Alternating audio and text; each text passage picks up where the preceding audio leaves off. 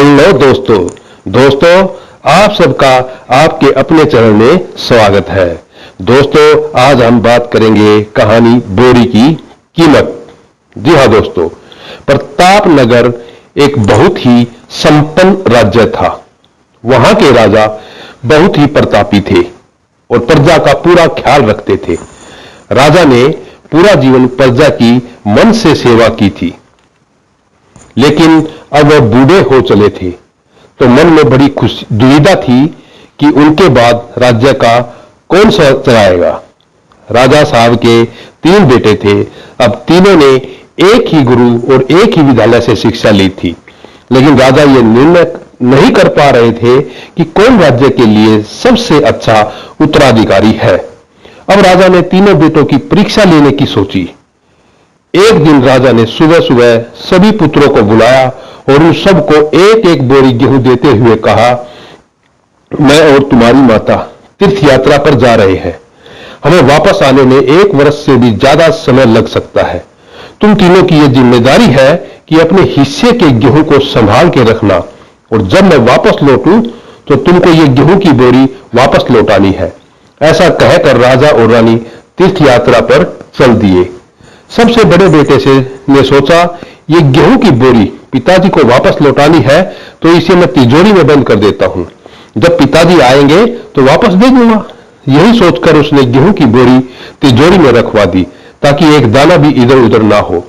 दूसरे बेटे ने सोचा कि तिजोरी में तो गेहूं सड़ जाएंगे, मैं उन गेहूं को खेत में डलवा देता हूं, जिससे गेहूं की अच्छी फसल होगी और पिताजी को एक बोरी की बजाय कई बोरी गेहूं दे सकूंगा।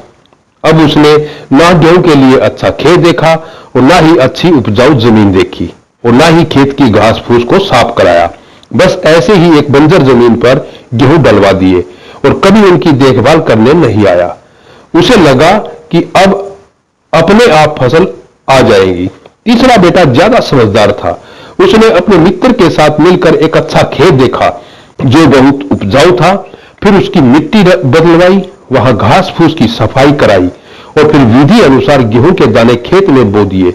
पूरी लगन और मेहनत से खेत की हिफाजत की, समय पर खाद पानी सब कुछ दिया। साल भर बाद पहली फसल आई। उसने फिर से उसे बोया और फिर अन्न उपजा। खेत खलिहान लहलहाने लगा। राजा यही कोई 3 वर्ष बाद वापस आया। तीनों पुत्रों को देखकर बड़ी खुशी हुई।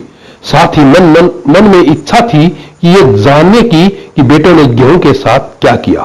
पहले पुत्र ने जैसे ही तिजोरी खोल के दिखाई, अंदर से बहुत बुरी बदबू आ रही थी। सब कुछ सड़कर राख हो चुका था। पिता ने कहा, ये अन्न है जिससे हम सबका जीवन चलता है और तुम इसकी देखभाल नहीं कर पाए, तुम क्या राज्य संभालोगे। अब दूसरा बेटा पिता को उस जगह पर ले गया जहां उसने गेहूं को डलवाया था। वहां जाकर देखा तो जंगल था, बड़ी बड़ी घास फूस खड़ी थी, गेहूं का तो नामो निशान ही नहीं था। राजा बहुत नाराज हुआ और उसे भी राज्य का उत्तराधिकारी बनाने से मना कर दिया। अब तीसरा पुत्र पिता को अपने खेतों पर ले गया। वाह, दूर से ही एक अलग खुशबू आ रही थी।